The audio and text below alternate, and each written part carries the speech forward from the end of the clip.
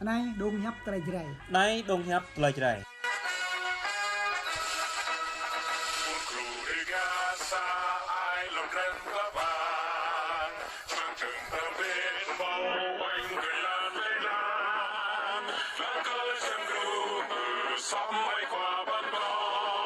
Hello, chào mọi người đến với kênh Học Bông News của tôi. Ngày hôm nay và cũng là một buổi trưa và tôi muốn bình luận cái vấn đề và tình hình ở Việt Nam của chúng ta, nhất là về cái tình hình mà căng thẳng về vấn đề tôn giáo của người thượng của tôi. Như hiện tại thì các anh và các anh chị cũng đã biết, nhưng các đồng chí ở Việt Nam á, họ làm trong các quan chức mà gọi là bộ máy chính trị của Đảng Cộng sản Việt Nam, về bộ phận về công an, về an ninh, rồi cái lực lượng vũ trang của chính quyền Việt Nam. Hiện tại nói về tôn giáo của chúng tôi ở Việt Nam á, là người thượng của tôi á, cách đây chỉ có một ngày thôi là chúng tôi chưa bao giờ có được tự do tôn giáo. Nhưng hiện tại bây giờ thì tôn giáo, nói về tôn giáo ở Việt Nam á, là rất nhiều tôn giáo. Thứ nhất, tôi có thể kể cho một phần để các anh chị hiểu về vấn đề tôn giáo, về như là cái thực tế về tôn giáo, như là Công giáo nè, Tin lành nè, đạo Phật nè, rồi cái phê phái khác. Nhưng mà tôi muốn nói về cái tin lành ở đây á. Tin lành ở đây á, là các tin lành mà được tự do nhân quyền á, tự do đi lại á, là tự do hội họp và do chính quyền Đảng Cộng sản Việt Nam kiểm soát. Còn những mà tin lành mà nói chung là tin lành của chúng tôi á, Hội Thánh Tin lành Dega này, Hội Thánh Tin lành Đấng Christ này, rồi còn Hội Thánh Tin lành Phúc Âm không phải Phúc Âm mà là Hội Thánh Tin lành Cao Đài á. Và theo tôi cập nhật về các thông tin mà hiện tại bây giờ là chúng tôi chưa có một cái tự do cả. Tôi đề nghị các đồng chí xem xét lại cái phần này cho tôi. Nhưng mà thực tế bây giờ tình trạng ở vùng Tây Nguyên của tôi mà tôi đã cập nhật tới về hàng trăm lần, từ mà thời của tôi sinh ra đến bây giờ, là chúng tôi chưa bao giờ có được tự do tôn giáo.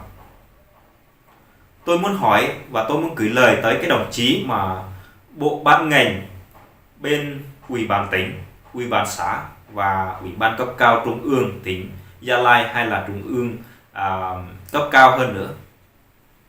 Và tôi muốn hỏi các đồng chí mà chúng tôi theo đạo bên Hội Thánh Tin lành Dega của chúng tôi á, tôi muốn giải thích cho các anh nghe ở điểm này.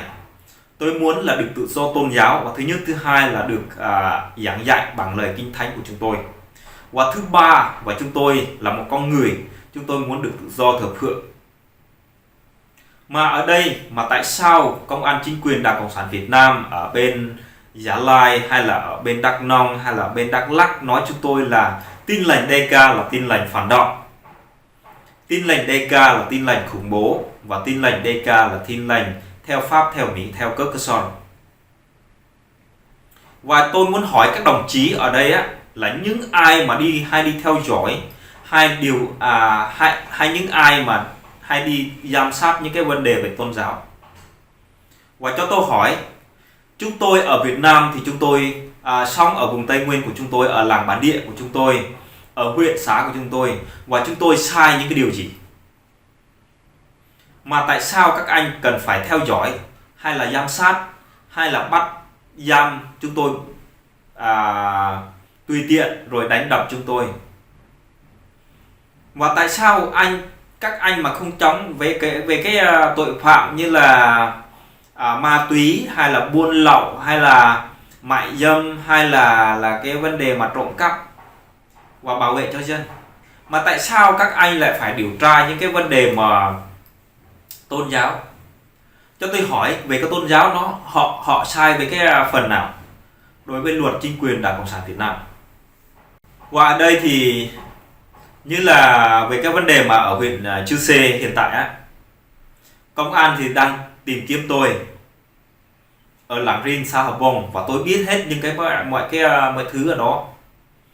Và thậm chí giám đốc công an tỉnh Gia Lai đã ra lệnh và truy bắt những người chúng tôi, nói chúng tôi là vượt biên trái phép, nói chúng tôi là kẻ phản động. Và bây giờ tôi muốn hỏi các đồng chí, những ai mà đã học cái cấp lãnh đạo Đảng và Nhà nước Việt Nam, cho tôi hỏi, chúng tôi sai ở quan điểm nào? Và nếu mà chúng tôi sai ở quan điểm nào, và anh có thể giải thích rõ ràng cho tôi được không? Như bây giờ là các anh nói chúng tôi là phản động, và chúng tôi phản động ở điểm nào? Các anh cho nói cho chúng tôi á, cái vấn đề mà theo Hội Thánh Tin Lành DK á, là anh nói cái phản động chia rẽ khối đoàn kết ở đoạn nào?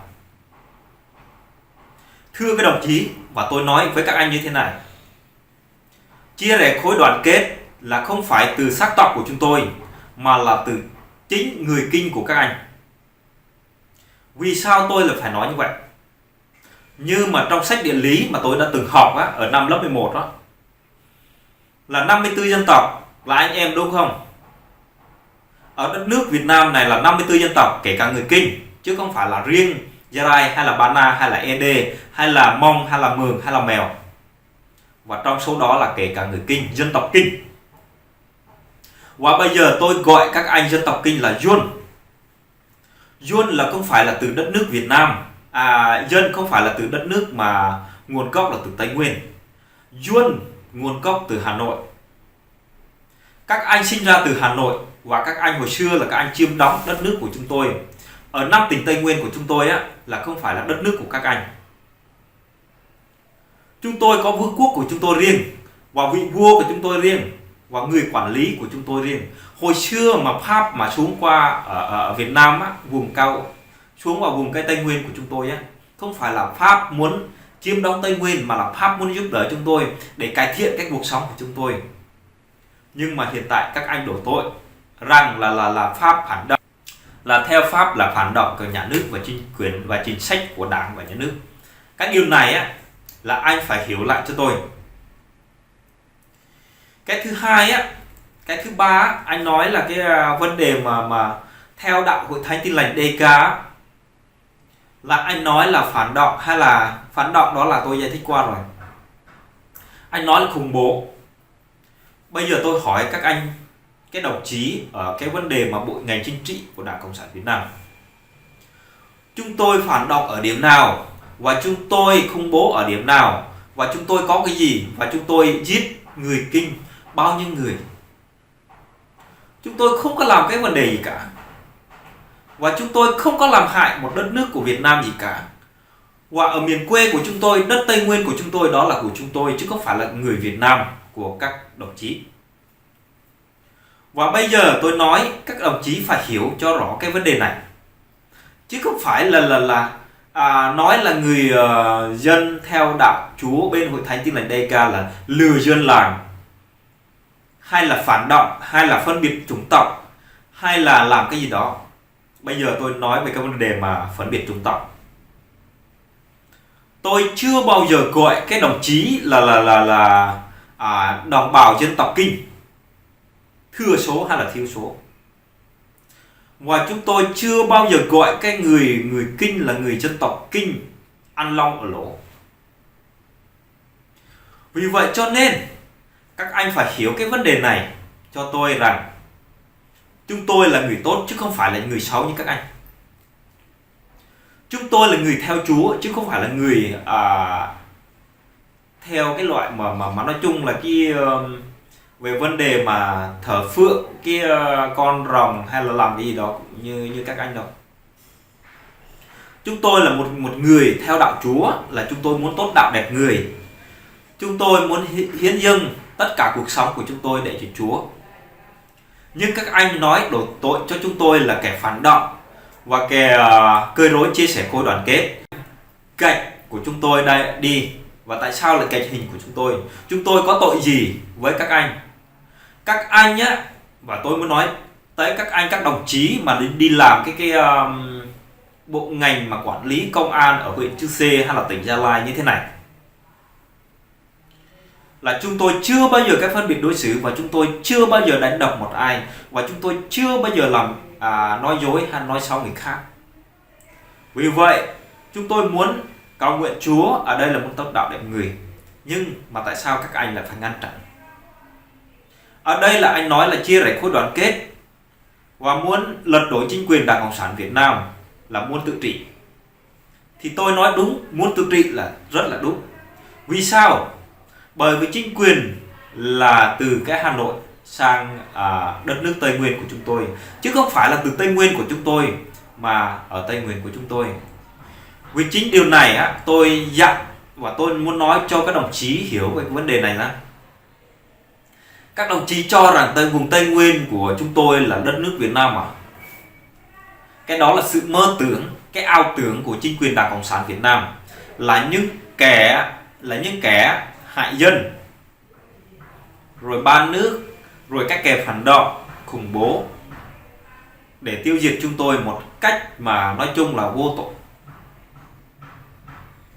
Nhưng các đồng chí mà biết đó, từ hồi xưa tới nay đồng chí đã đánh đập và người dân của tôi đã mất mạng ở trong tù bao nhiêu người được rồi. Và trong khi đó các đồng chí nói là cái vấn đề mà tình hình ở Việt Nam hiện tại bây giờ, cách đây một tuần, cái đại sứ quán của các bạn cái đại sứ quán của các ông là đi báo cáo lung tung lung ta hết, nói chúng tôi là có được tự do tôn giáo, nói chúng tôi là được tự do đi lại, tự do tín ngưỡng. Chúng tôi muốn hỏi cái phần này, chúng tôi được tự do cái chỗ nào? Và hiện tại, và cách đây chỉ có một ngày thôi, ở xã Gia La, và tôi cập nhật được các công an mà đi mà cầm sách công kinh thánh mà đi giảng dạy về cái vấn đề mà người dân ở đó. Và cho tôi hỏi bằng mục sư của các anh ở đâu, và các anh làm gì mà đến nỗi mà đi dạy mà truyền giảng? Các anh mà đi truyền giảng mà các anh đi đánh đập người khác nhiều lần như vậy.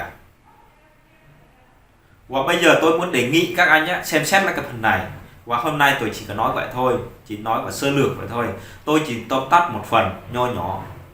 Và tất nhiên cái điều này tôi vẫn đề nghị các đồng chí, và có một ngày tôi xin đề nghị cái lên thủ tướng.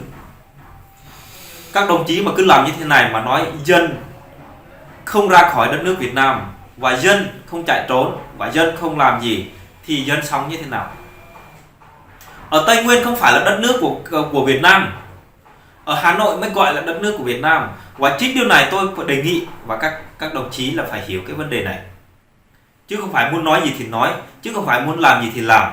Hồi xưa là chúng tôi không biết làm gì cả, và công nghiệp và công nghệ hóa, hiện đại hóa hồi xưa là chưa có, nhưng bây giờ có smartphone, rồi có laptop, và có đầy đủ cái truyền thông mà chúng tôi muốn gọi dân làm của chúng tôi.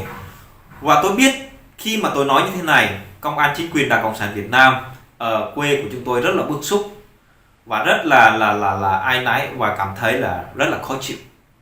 Nhưng cái điều đó tất nhiên là phải khó chịu rồi, bởi vì các anh không phải là người tốt, các anh không phải là người bảo vệ dân, mà là muốn hại dân. Và cho nên tôi khuyên các anh phải suy nghĩ, phải học lại 5 điều Bác Hồ dạy: yêu Tổ quốc, yêu đồng bào, học tập tốt, lao động tốt, đoàn kết tốt, kỷ luật tốt, giữ gìn vệ sinh học tốt. Và cho nên hãy yêu dân như yêu chính bản thân của các ông. Ok. Rồi, cảm ơn các vị, các đồng chí vừa xem cái tôi vừa nói. Và hôm nay là tôi chỉ nói như vậy thôi. Và có một video tiếp theo tôi sẽ nói hay hơn nhưng so với ngày hôm nay. Và có lẽ là tiếng Việt của tôi bây giờ là 8 năm, 9 năm rồi tôi không có nói, và tôi cũng quên dần. Bởi vì đó là không phải là tiếng mẹ đẻ của tôi, mà tiếng Gia Lai mới gọi là tiếng mẹ đẻ của tôi. Cảm ơn mọi người đã xem bài nói chuyện của tôi ngày hôm nay. Tôi chỉ trích một chút xíu thôi, có một ngày tôi sẽ nói hay hơn nữa.